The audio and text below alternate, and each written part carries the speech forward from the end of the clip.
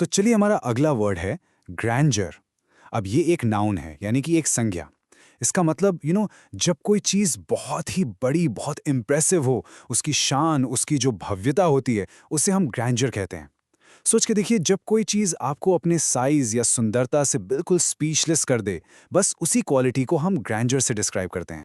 तो आइए इसका पहला एग्जाम्पल देखते हैं। The grandeur of the Himalayan mountains left us speechless. यहाँ पर ग्रैंडोर शब्द का इस्तेमाल हिमालय की उस अमेजिंग विशालता और शानदार सुंदरता को बताने के लिए किया गया है।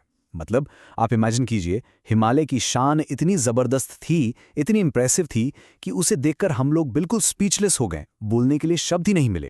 ओके, चलिए एक और एग्जाम्पल लेते हैं। Visitors were overwhelmed by the sheer grandeur of the royal palace. अब देखिए, यहां पर ग्रैंडर का यूज एक मैनमेड स्ट्रक्चर यानी एक शाही महल के लिए हुआ है।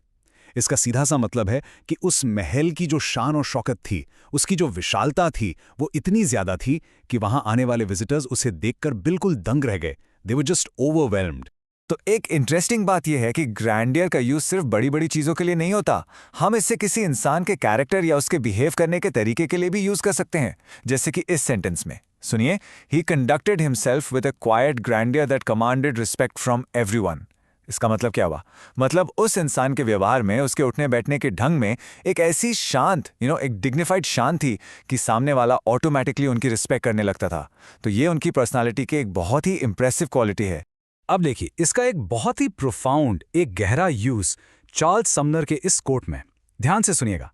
The true grandeur of humanity is in moral elevation, sustained, enlightened and decorated by the intellect of man. यहां पे इसका मतलब है कि इंसानियत की जो असली शान है, उसकी जो असली महानता है, वो उसके नैतिक गुणों में है, उसकी सोच और समझ यानी उसके इंटेलेक्ट में है। सो इन अदर वर्ड्स, असली ग्रैंडर हमारे अच्छे कैरेक्टर और ज्ञान से आता है और किसी चीज से नहीं।